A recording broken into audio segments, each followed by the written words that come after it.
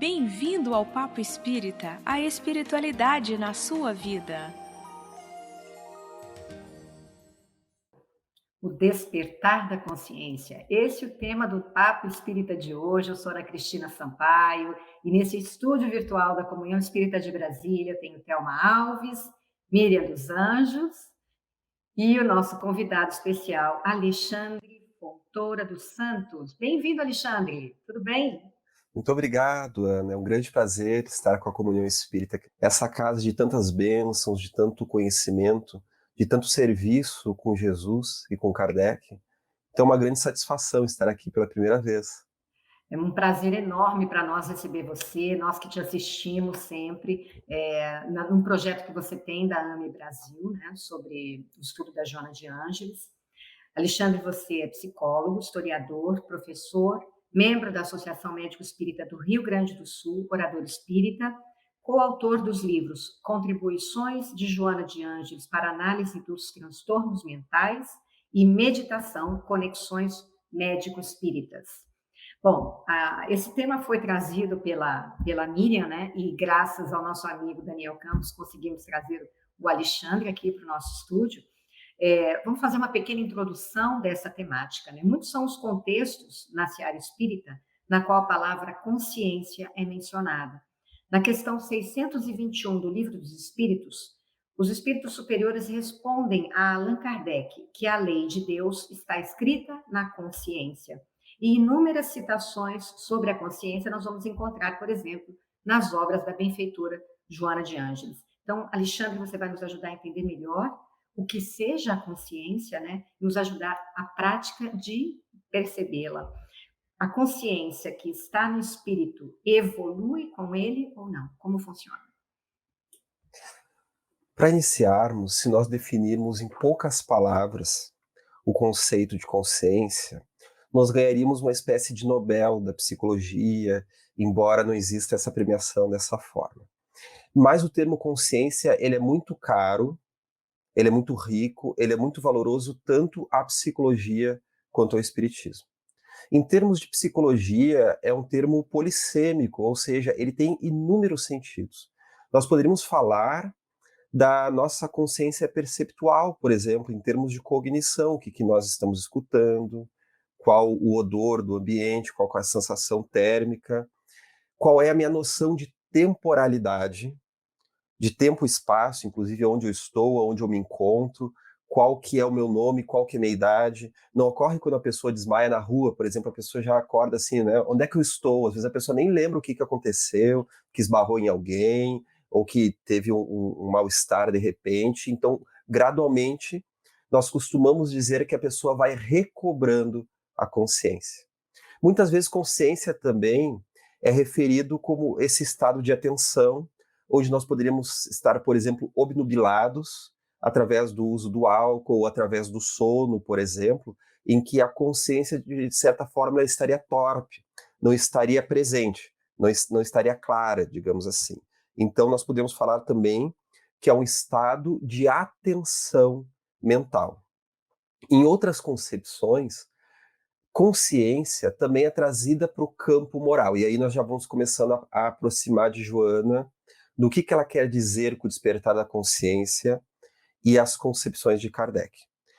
Consciência, então, como uma instância moral, ou seja, é uma questão de consciência, fazer o certo ou o errado. Então temos aí uma frase em que a consciência ela vem como essa atenção moral. De outras colocações, nós poderíamos dizer mais uma outra percepção, a consciência do ego, que é muito utilizada na psicologia profunda, na psicanálise, todas as psicologias que falam acerca de outras instâncias, como do inconsciente. Você já deve ter ouvido aquela colocação de Gustav Theodor Fechner, que foi muito usada por Freud e por Jung, que a nossa psique seria como um iceberg e que apenas a parte visível, que seria aquela grande montanha de gelo, seria a consciência, ou seja, a nossa consciência do ego, deste aqui e agora, qual é o meu nome, qual que é a minha idade, o que eu conheço sobre mim mesmo. Mas nós teríamos uma área muito maior do nosso ser, muito maior do que a parte externa, que estaria abaixo das águas, que seria outras instâncias do nosso ser, que seria então a instância inconsciente. Então, consciência também entraria nesta colocação, aí nós estaríamos falando da consciência do ego. Mas no Espiritismo, Kardec coloca a consciência como sinônimo da psique, como sinônimo do espírito, do ser. E aí sim, nós poderíamos falar que seria o mesmo significado. A consciência evolui com o espírito porque ele é a consciência. Não se fala em continuidade da consciência, não é? Em consciência imortal. Então nós estamos equiparando aí espírito e consciência. Então nós vamos ver assim que ela tem inúmeros sentidos. E determinada leitura que nós fazemos de Joana de Ângeles ou de Kardec, ou então da psicologia profunda, nós devemos ter uma determinada atenção para entender que tipo de consciência ali quer dizer. E muitas vezes esse despertar da consciência de Joana de Ângeles diz respeito a um despertar do espírito, de uma consciência, olha só como a gente usa a palavra, né? De uma consciência, ou seja, de uma clareza, de uma lucidez, de uma percepção com propriedade de quem sou eu, qual é a realidade que me envolve. Então Kardec não vem se ocupar justamente da origem e do destino do espírito, em que nós vamos entender qual que é o significado, o porquê da vida na Terra, o porquê da reencarnação, a que nós viemos. Então nós estamos falando aí daquilo que os orientais chamariam de uma consciência lúcida, daquele ser que não importa qual é o contexto histórico que ele está, se ele é um grande industrial, se ele é um sapateiro, não importa qual que é o seu papel social, embora isso também tenha importância. Mas ele, de repente, aciona dentro de si uma espécie de senso de propósito do que ele veio fazer na Terra, de quais valores ele deve perseguir, mesmo que esse senso de propósito possa se vincular a uma religião ou outra, uma filosofia ou outra, mas é algo inato. É uma espécie de intuição. E aí nós estamos nos aproximando dessa concepção de que sim, a consciência evolui com o espírito. Em primeiro lugar, porque ele é uma consciência. Em segundo lugar, porque todos esses termos de consciência, eles também vão evoluindo. O que é a consciência moral? E a evolução do espírito, nós sabemos que se dá pela via intelectual com a via moral, conforme os espíritos indicam a Kardec. Então, essa moralidade, essa percepção vai evoluindo com o espírito, que gradualmente vai modificando o seu paradigma, a sua leitura do mundo. Aí também nós estamos falando em níveis de consciência, a forma a qual nós lemos a realidade. Então acredito que essa resposta um pouco ampla, ela tenha realmente a ver com o que foi trazido. Não é, ela não só é ampla, como ela vai das origens, né? Eu queria passar a palavra para Miriam, que eu tenho certeza que tem várias perguntas. Quando o Alexandre nos traz essas vários entendimentos sobre o que seja a consciência, é tão importante, né? Porque a gente vai entendendo que quando se fala de despertar da consciência, né? Quando a gente vai aos livros de Joana, escuta nas palestras, precisamos despertar a consciência, às vezes essa concepção fica meia no ar, né? Sem entender esse chamado profundo de se apropriar, penso eu, né? Você me corrija, Alexandre, por favor, de ser autoapropriação mesmo do espírito, de conhecer quem é, né? Porque senão a gente vai entender que se a gente não compreende o que você nos trouxe, eu achei muito bacana, nós vamos ficar na consciência do ego, tentando despertar ainda mais esse ego, se é possível esse entendimento que eu estou tendo, né? Mas o interessante quando você traz do ser imortal, o espírito, nós também temos tantas outras potências, né? Então a gente tem a potência do pensamento, a potência da vontade, como diz Leon Denis. Me diz aí, Alexandre, há uma possibilidade da gente ainda aprofundar ou ampliar um pouco esse entendimento dessa consciência do ser imortal, do espírito, trazendo para esse contexto pensamento e vontade? Sim, essa apropriação que você trouxe, ela é muito adequada, com toda certeza, né? Justamente como a colega colocou antes da questão 621 do Livro dos Espíritos, que os espíritos respondem a Kardec que a lei de Deus está na consciência. Nós temos noção dessa colocação? O quanto está falando que é inato à nossa psique, ao nosso ser, um centro organizador, uma lei interna, isso faz parte da nossa estrutura, do nosso guia, de um juízo interno e da nossa destinação. Não por acaso Jung depois foi compreender, numa palavra que é muito utilizada por Joana de Ângeles, na instância chamada do self, o centro organizador da psique, que self seria, ao mesmo tempo, a semente das nossas virtudes, como espírito superior no futuro, né, como espírito puro, como também a própria estrutura do nosso espírito imortal. Então, isso está na estrutura do ser. Claro que quando eles dizem que foi gravada na consciência, não é no termo da consciência do ego, né? Dentro da psicologia, da terminologia da psicologia atual, mas a consciência como a psique como um todo. Então, está nas profundezas do nosso ser este elemento. E quando tu trazes, Miriam, a presença da vontade e do pensamento, nós podemos entender que são diferentes atributos da nossa alma, que são ferramentas inerentes à nossa vida, ao nosso viver e à forma pela qual nós nos desenvolvemos. Vamos perceber que tanto o Emmanuel quanto o André Luiz vão identificar o pensamento como uma expressão natural do espírito.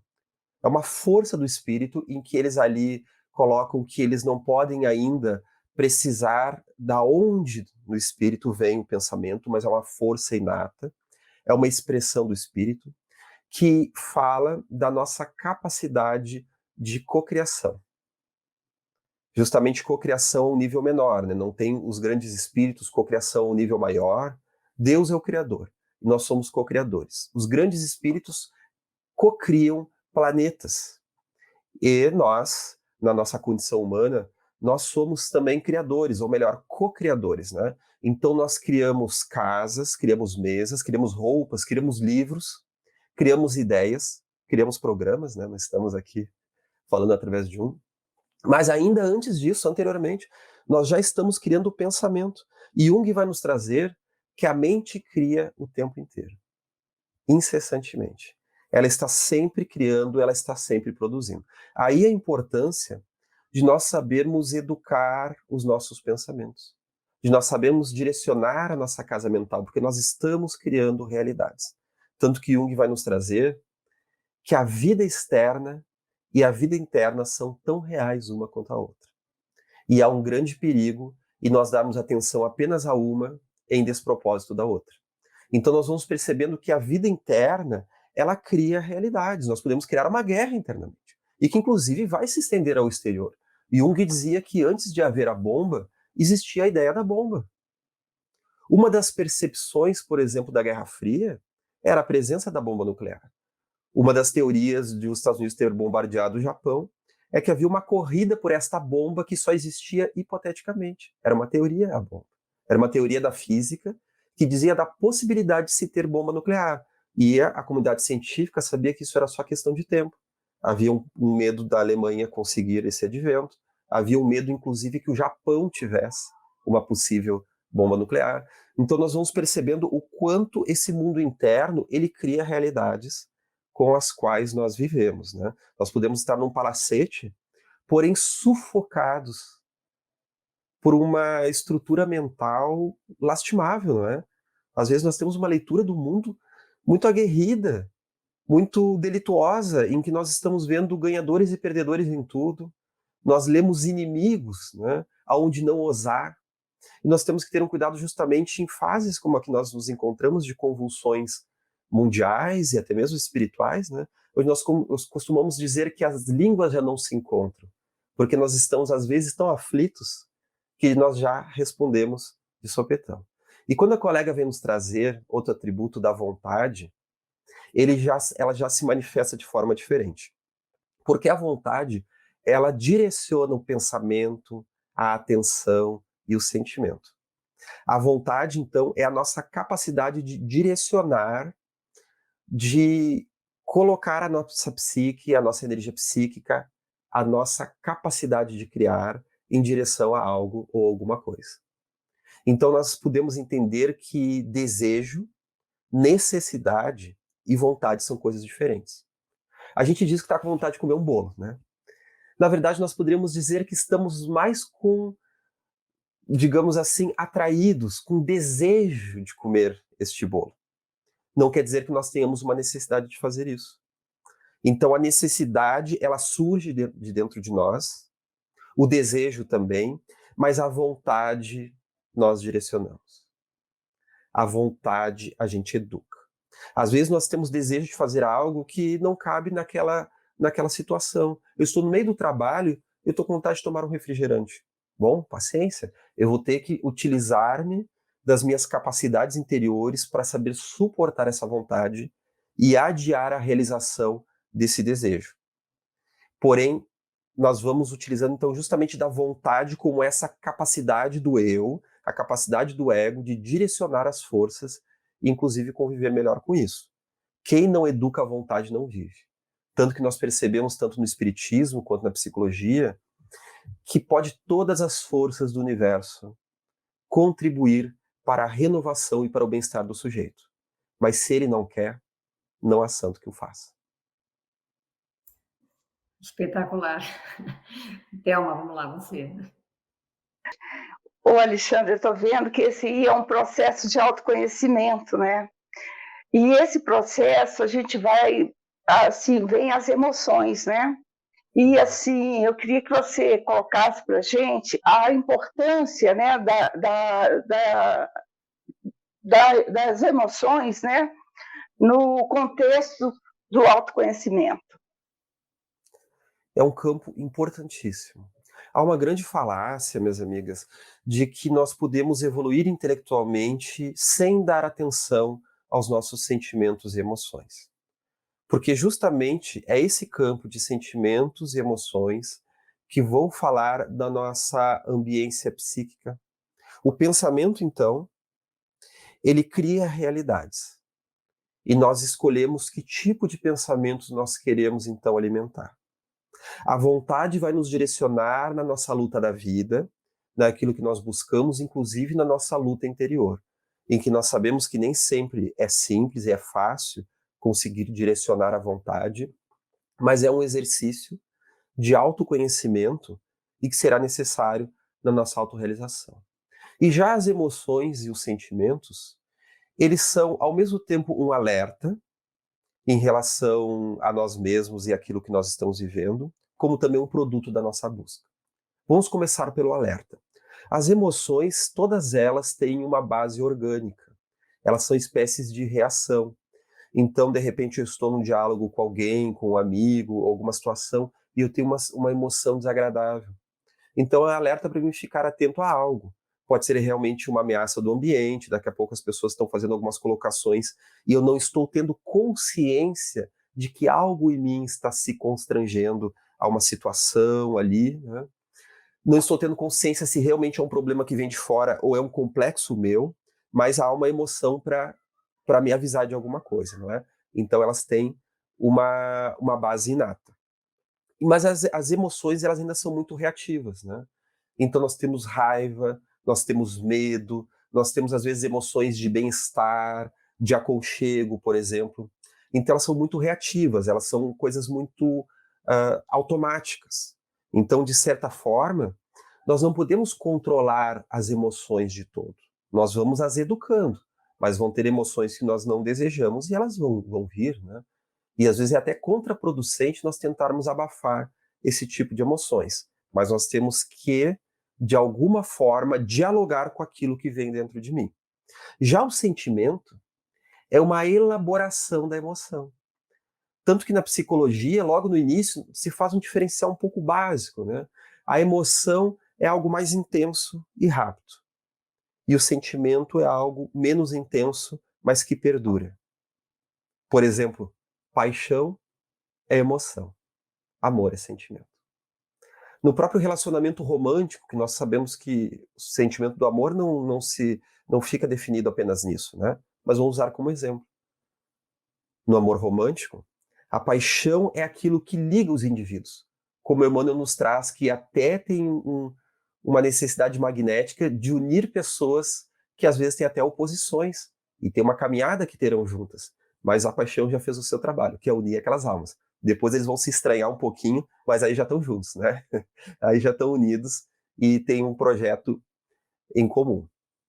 E o sentimento é aquilo que perdura, aquilo que é construído ao longo do tempo. Então nós vamos ver que tanto a emoção quanto o sentimento, eles inclusive vão direcionar o caminho da nossa lógica. A gente acha que é muito racional, mas tenta ser racional com dor de barriga ou tranquilo, para nós vermos se os nossos pensamentos se darão da mesma forma. Se eu estou com mágoa de alguém, e eu vou calcular minhas palavras em termos racionais, eu vou logicar qual é a melhor resposta que eu vou dar àquela pessoa diante de um questionamento, diante de alguma proposta que ela me faça no trabalho ou na vida social. Mas se eu estiver magoado, a minha lógica pode ser uma lógica vingativa, pode ser uma lógica de afastar a pessoa, de evitar a ela. E se eu estiver tranquilo, sereno, cônscio da minha segurança pessoal e de que aquela pessoa não representa ameaça, o meu sentimento em relação a ela está bem, a minha lógica provavelmente tenderá a seguir por outro caminho. Então nós podemos ver que a razão, ela não prescinde da emoção e do sentimento. Tanto que os espíritos superiores, que evoluem mentalmente, né, na lógica, na razão e na moralidade, nós podemos compreender que este campo dos sentimentos e das emoções é o que corresponde a essa moralidade. Alexandre, a gente chega agora no ponto que é o título, eu acho, né, do nosso programa, que é esse despertar da consciência. Quando a gente se depara com as nossas emoções e nós nem as reconhecemos, né? Porque, como você disse no começo, a nossa consciência é aquela pontinha do iceberg, né? O resto está escondido no que a gente chama da inconsciência. E a gente sabe que muitos de nós estamos todos nesse processo, né? Estamos tentando identificar as emoções, porque você mesmo disse, a gente reage na maioria das vezes. Reage por quê? Porque uma emoção nos atingiu, a gente não sabe definir qual é, né? Temos 1000 formas ensinadas agora, no passado, né? De como reagir a elas, e acaba que a gente não elabora aquilo que está dentro de nós, nem a nossa reação e atitudes que vamos ter a partir daquilo, né? Então, já que isso, pelo que eu estou entendendo, é o despertar da consciência, o que está acontecendo comigo, o que está chegando a mim, o que eu estou entregando e como eu estou me conduzindo nesse processo, eu acho que talvez seja esse despertar da consciência. Mas eu quero que você explique um pouco mais e como que a gente inicia ou vai trabalhando esse processo de despertar da consciência. Olha, na questão de nós nos situarmos e termos essa noção de onde nós estamos, de tempo e espaço, né, que vai promover um melhor eco interior, nós podemos nos referir aos orientais. Por exemplo, no Japão é muito comum a cerimônia do chá, onde tudo é feito com muita calma, em que eles se colocam em seiza, que é uma forma de joelhos, né, em seiza, e fazem todo aquele ritual com muita calma, em que nós compreendemos ali que talvez o chá seja o de menos. O importante daquele ritual é desacelerar a mente. O desacelerar a mente pode, inclusive, contribuir para não apenas a meditação, como ser uma ferramenta pró-mediunidade, inclusive. Porque o médium, ele está num jogo de sentidos. Não apenas os sentidos físicos, os 5 sentidos, como o chamado sexto, que na verdade fala de múltiplas formas de mediunidade, onde ele tem que fazer esse silêncio interior para conseguir se organizar diante deste material da percepção de 2 mundos. Tanto que no budismo se fala daquele lago sereno, né? De que se esse lago está revolto, vão cair ali objetos, insetos, pedaços de pedra ou de galho, e não vai se perceber porque está revolto, né? Tudo uma coisa só. Mas se nós serenamos esse lago, ele se torna límpido e claro, qualquer folhinha que caia será melhor percebida e distinguida, devido às ondas que cria. Não por acaso, em Pensamento e Vida, Emmanuel vai trazer a ideia do pensamento e da mente como espelho da vida. E várias vezes ele coloca isso, né? Então nós estamos partindo deste campo perceptual. Porém, a noção de despertar da consciência se remete justamente àquilo que nós falamos agora há pouco, de um senso maior que move o espírito na Terra. Um senso que diz respeito à sua natureza como espírito imortal. Embora muitas vezes a pessoa possa ter uma concepção religiosa, espiritual acerca disso, né? Conforme Kardec, inclusive, nos nutre, né? Nos falando sobre a vida após a morte, a reencarnação, a destinação dos espíritos, ou seja, ele traz até mesmo conteúdo intelectual pela qual a gente pode discernir acerca disso. Mas quando há o despertar da consciência, muitas vezes quando a pessoa não tem este cabedal que lhe auxiliaria a arrumar melhor para esse despertar da consciência, ainda assim ele pode ser legítimo, porque parece que é um senso, é uma intuição, é uma noção que a pessoa tem do aqui e do agora, é um senso de importância da própria encarnação. E daí nós vamos percebendo pessoas que mudam essa forma de ler a vida, de ler o mundo.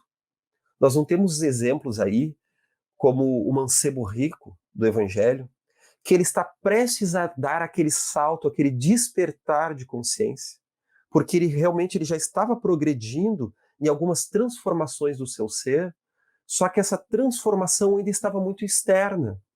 Ele estava sendo realmente aquele filho honrado, ele realmente estava reverenciando muitos propósitos positivos na cultura religiosa da época, mas ele ainda não estava disposto a dar um passo essencial, e que no caso em que Jesus percebeu o que faltava àquele ser para adquirir essa consciência, era abrir mão do seu apego material. E ele estava extremamente identificado com a matéria, que é uma forma de inconsciência que nós temos. Nós estamos demais identificados com a matéria, com o time de futebol, com o partido político, com a nossa região. Então, às vezes, o regionalismo pode se tornar disputa, como há entre nações, volta e meia isso ocorrendo, né? Então, às vezes, muito vinculados até mesmo a castas e etnias, em que aquilo que nós chamaríamos, por exemplo, uma consciência de classe, uma consciência de tribo, uma consciência de que eu sou, então, palestino ou israelense, que eu sou, então, francês ou alemão, isso muitas vezes leva a uma inconsciência, uma incompletude. Aquilo que nós poderíamos estar chamando de consciência. Porque aí nós começamos a cindir a experiência humana entre o bom e o mal, em quem presta e quem não presta. E, na verdade, estamos sendo tomados por uma grande inconsciência. Não é por acaso que Jung foi nos trazer que a Primeira e Segunda Guerra Mundial era um grande movimento de inconsciência. Enquanto nós finalizamos o século XIX, de alguma forma assoberbados pelos ganhos do tecnicismo e da ciência, acreditando sermos muito racionais, havia uma grande vaidade pela racionalidade humana, logo a humanidade mergulhou numa espécie de bestialidade. Então nós poderíamos falar do despertar da consciência que não houve no jovem rico, né? No mancebo rico. Houve o despertar de consciência de Paulo de Tarso, quando ele cai do cavalo e dá-se conta do que realmente ele está fazendo, que na verdade ele é o monstro que ele acha estar perseguindo. E ele tem aquele senso cristão que estava querendo crescer dentro dele, e ele estava sufocando, né? Aquela identificação com a mensagem do Cristo. Nós temos determinados despertares da consciência. Por exemplo, não temos aquele caso que foi oscarizado no cinema de Schindler, Oskar Schindler, aquele industrial alemão que dizem que era uma pessoa bem difícil de lidar. Os seus filhos falam, né, que ele era cheio de manias, era aquele pai de família difícil, né, uma pessoa orgulhosa, vaidosa.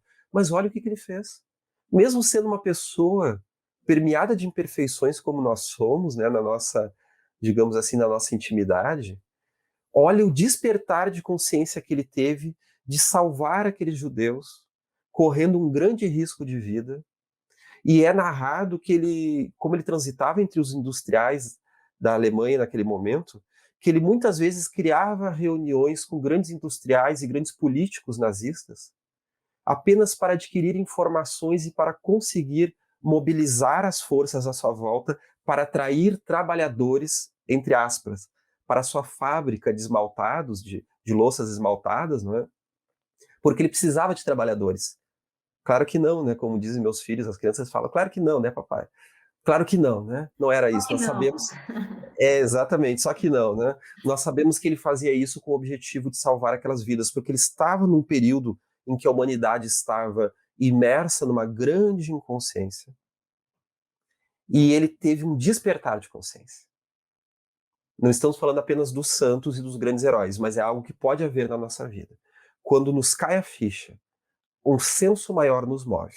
Por isso que Joana fala do despertar da consciência, e ela tem um termo mais profundo para isso, que é o despertar do espírito. A gente tem, por exemplo, o exemplo de Francisco de Assis também, né? Uhum. Que também caiu a ficha para ele e ele se tornou, quer dizer, ele já era, né? Mas despertou naquele momento para o propósito maior da encarnação dele e tantos outros exemplos, né? Miriam, você quer completar? Quer continuar o bate-papo? Eu quero continuar o bate-papo, sim. Talvez completar, não. Porque o Alexandre quer acrescentar? Está me complementando, é o contrário. Eu queria, na verdade, fazer uma pergunta para Alexandre. Joana coloca vários níveis de consciência, que começa até, inclusive, que chama a consciência de sono, né? E até o despertar. Se eu imaginar isso como um colar de pérolas, esse evoluir, qual é a linha que une tudo isso? É esse despertar de se conhecer, de perceber que tem um propósito maior na vida? Qual é essa linha mestra que une esses diversos níveis de consciência? É possível? Esse estalo, ele é possível sim. Ele é possível. Tanto que nós vamos perceber que em Kardec, muitas vezes os espíritos se utilizam do termo nevoeiro, ou névoa, né? O espírito na encarnação está como em uma névoa. Tanto que Carlos Torres Pastorino, depois da morte, ele escreve um livro, né? É interessante que no espiritismo a pessoa pode escrever em vida e ela escreve depois da morte também, não tem? E nós vamos perceber que Carlos Torres Pastorino, já em espírito, através da psicografia segura de Divaldo Pereira Franco, no livro Impermanência e Imortalidade, ele nos traz justamente isso, de que nós estamos na matéria, é como se nós estivéssemos a nossa consciência obnubilada por uma névoa, por um grande nevoeiro. E que só de estar na matéria, isso vai constrangindo as nossas capacidades até mesmo morais do espírito. Instintos inatos, instintos espirituais, aos instintos do corpo, os instintos da carne, de sexualidade, alimentação, sobrevivência, autodefesa, luta e fuga, não é? Que tem por objetivo a manutenção da encarnação, mas nós temos uma espécie de instintos da alma, em que nos propelem à realização do nosso ser. Nos propelem à caridade, à beneficência, à virtude. Então, tanto que Pastorino vai nos falar de experiências como meditação, como a oração, como uma forma de desintoxicar essa inconsciência que nós estamos e nos tornarmos conscientes. Dentro disso que tu colocastes, né, que Joana se utiliza dessas palavras de Gurdjieff e de Derrot, quando fala que o nosso estado de vigília normal, do ser humano normal, é o estado de sono sem sonho. Em que, na verdade, apesar de aqui acordaditos, né, trabalhando, correspondendo às necessidades da vida, na verdade, ao viver essa vida automática, que vai se direcionar mais às necessidades e satisfações fisiológicas, em que nós estamos diluídos na consciência do bando, na consciência coletiva, como é falado por Jung, essa consciência do bando, esse platô de percepção, isso ainda é uma grande inconsciência. Então essa palavra que você usou justamente é a consciência de sono sem sonho. Nós ainda não estamos nem sonhando, digamos assim. E daí nós vamos falar depois de outros níveis, como também a chamada consciência desperta, né? E essa linha que nós poderíamos unir é uma espécie de senso interior, de uma busca interior de quem nós somos. Qual é a nossa espécie, meus amigos? Que espécie é a nossa? É o Australopithecus afarensis? Não. É o Homo neanderthalensis, o Neandertal, que foi um outro ramo que se extinguiu? Também não. É o Homo sapiens? É uma subdivisão do Homo sapiens, segundo a biologia. Nós seríamos o Homo sapiens sapiens. O homem que sabe é o Homo sapiens. E o Homo sapiens sapiens é o homem que sabe que sabe. O que é saber que sabe? É uma autoconsciência. É um olhar para dentro da cachola. Eu não estou apenas pensando no mundo, mas eu estou pensando sobre quem pensa no mundo. Olha só, né? A gente tem que cuidar para não enosar, né, pessoal? Vamos cuidar para não enosar, né? Mas nós estamos pensando sobre o nosso processo de pensar. E isso diz respeito à humanidade atual, já desde o período pela qual nós estávamos saindo das cavernas, em que nós nos constituímos como Homo sapiens sapiens. Então nós podemos dizer que é um senso sobre nós mesmos e que ele vai doer se a gente não ouvir. A dor tem esse objetivo, a nos alertar de uma ameaça. Só que nem sempre essa ameaça é exterior. Nem sempre o espinho que eu pisei, ele está no meu pé de carne e osso. Às vezes o espinho é o espinho na alma. E aí, através da dor, através do mal-estar, através da nossa incompletude, às vezes a gente pensa, às vezes a gente se olha no espelho, né? Como é que eu fui fazer isso? Como é que eu fui fazer aquilo? Aquela colocação que Paulo de Tarso nos traz, que o bem que eu quero, o bem que eu desejo, esse eu não faço. Mas o mal que eu não desejo, esse eu faço. E às vezes a gente se depara com a nossa natureza contraditória. A gente pensa assim, meu, pelo amor de Deus, como é que eu briguei com aquele parente de novo? Nós tivemos aquele jantar de família, e pela milésima vez, mas eu desejo o bem daquela pessoa. Tá certo que um lado meu quer estrangular, mas em maioria eu desejo o bem daquela pessoa, e daí chega o outro fim de semana, eu briguei de novo. Como assim? Então, às vezes, a gente tem que contar até 10, né? Bate na porta, toca a campainha. Pera aí, eu estou indo de novo para aquela realidade. Eu costumo brigar que nem cachorro. O que está acontecendo comigo? Então, a gente para, a gente pensa, a gente direciona a vontade. A gente começa a despertar esse senso interior que muitas vezes vem através da dor. Mas o interessante que Joana de Ângeles vai nos trazer, que conforme nós vamos educando o nosso ser, a gente começa a ter um prazer. Os prazeres da alma, que são ainda mais profundos que os prazeres do espírito, do corpo. E esses prazeres da alma, os prazeres do espírito, eles inclusive vão nos trazer uma satisfação, uma autossegurança, um equilíbrio que não é uma segurança fantasiosa e vaidosa, do ego que se impõe sobre a realidade querendo dominar a tudo e a todos, mas é uma segurança que se dá até mesmo nas calamidades da vida, que vai nos trazendo uma espécie de completude e um sentimento de plenitude que vai nos dominando, nos trazendo uma alegria de viver e o gostinho de quero mais. E aí a gente começa a buscar fazer o bem, a nos conhecer, a suportar as nossas lágrimas, os nossos choros, os momentos difíceis, porque a gente já sentiu o gostinho do bem e a gente quer mais. E aí nós vamos sendo embalados por uma confiança de que fazendo o nosso tema de casa, esse processo de dominar, de transformar, de trabalhar a nós mesmos, nós vamos encontrar um pouco mais disso. E aí que nós rumamos para essa ligação que tu estás trazendo. Thelma, com você? Eu estava acompanhando o que estava falando, e esse processo é individual mesmo, né? Não, a gente tem que saber que somos nós responsáveis por nós mesmos, e a gente tem que se autoconhecer, buscar suas referências, e é um trabalho individual. A gente está vendo isso, né, Alexandre? Sim, é verdade. Individual e infinito, né?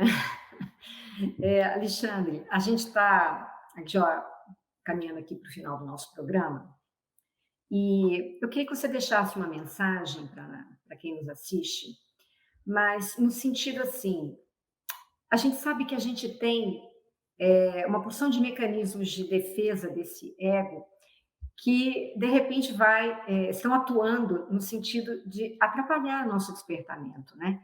De não tomarmos consciência paulatinamente desse propósito, do que estamos fazendo aqui, né? Então, eu queria que você comentasse um pouco, nesse sentido dessa mensagem final, de que trabalho interior você acha que é muito importante e, digamos assim, fundamental, né, básico, para a gente iniciar e irmos nos aprofundando cada vez mais nesse despertamento. Muito bom. Minhas amigas e os amigos que nos escutam através dos aparelhos, dentro das suas casas, onde estiverem, o mundo interno é o palco da nossa realidade, é o palco da nossa vida. Ele é, ao mesmo tempo, a estrutura do nosso ser, é a nossa identidade, mas é a vida pela qual nós transitamos. Podemos estar num país maravilhoso, com educação e com segurança, com natureza e com alimentação ao nosso dispor. Ainda assim, nós podemos carregar junto de nós um espírito quebrado, sofrido, em meio às guerras, e lendo nas vantagens do mundo as fantasias de realização, nos perdendo da ideia do significado da vida. Então, o despertar da consciência, não estamos falando aqui de uma superconstrução. Não estamos falando aqui de escalar o Monte Everest, por exemplo, ou de algo que só os iluminados adquirem. Mas o despertar da consciência é um convite para todas as vidas. Lendo Joana de Ângeles, ou até mesmo Jung, nós podemos compreender que o chamado do Cristo, como modelo de individuação, que é uma palavra utilizada na psicologia, que diz respeito não apenas a uma maior consciência de si, como autoconhecimento e realização do desenvolvimento da nossa personalidade, em que a gente realiza a nossa personalidade.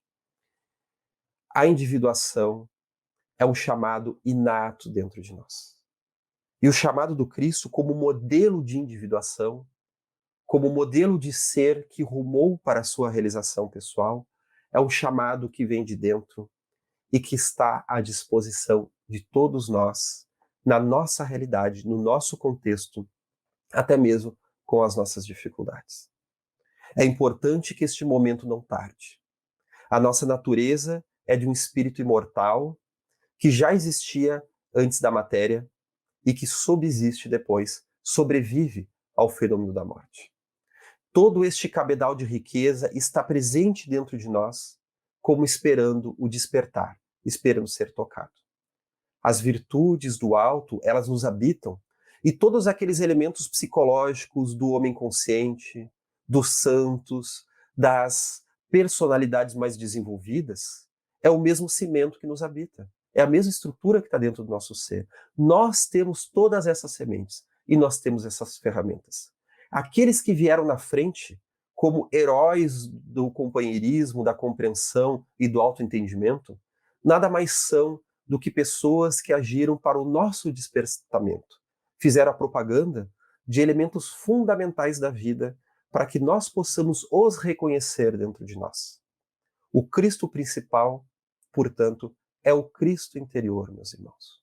Diante dos desafios da vida, diante das pandemias do viver, da pandemia viral ou da pandemia da guerra, da violência, da agressividade, a pandemia das sombras, que nada mais são as sombras que habitam dentro de nós, nada mais são do que um convite, embora ainda muito doloroso, para esse despertar da consciência de quais são as ferramentas e quais são os valores do viver. Viver sem propósito, viver sem meta, sem significado e sem valor, se torna uma aventura por demais constrangedora e perigosa.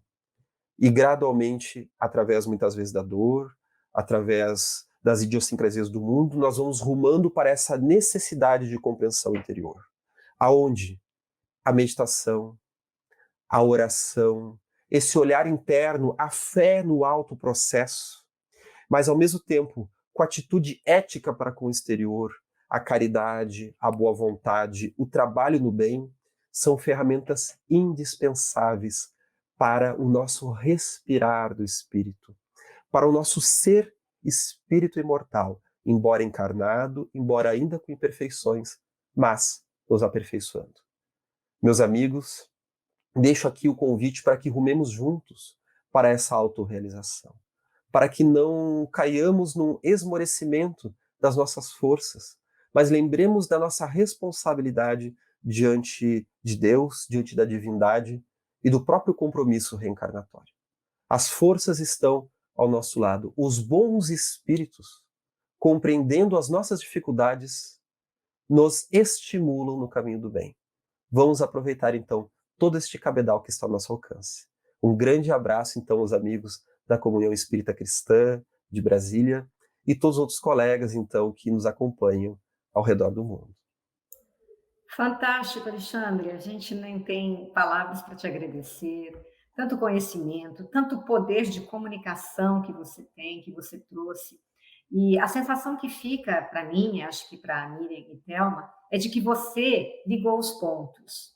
Você trouxe tudo tão mastigado, né? Um conhecimento tão vasto, que a gente vai captando aqui e ali de diversas formas, né? Porque, como você disse, ele está espalhado, a mensagem já veio para nós, né?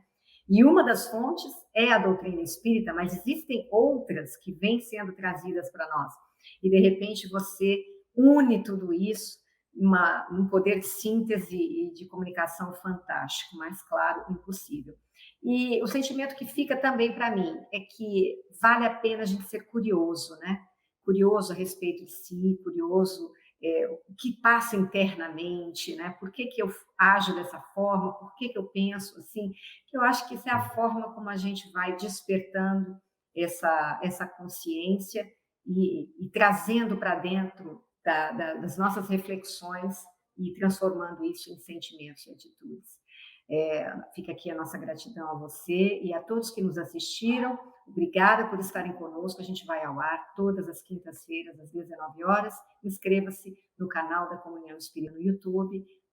Coloque lá, ative lá o sininho. E, por favor, se você gostou desse conteúdo, dê o seu like, compartilhe com quem você acha que vai se interessar pelo tema. E não deixe de deixar seu comentário, porque quanto mais comentários e likes, mais esse conteúdo pode ser espalhado pelo YouTube para outros públicos que não nos conhecem. Então, Miriam, Thelma, também muito obrigada a vocês e aos que nos assistiram. Até a próxima.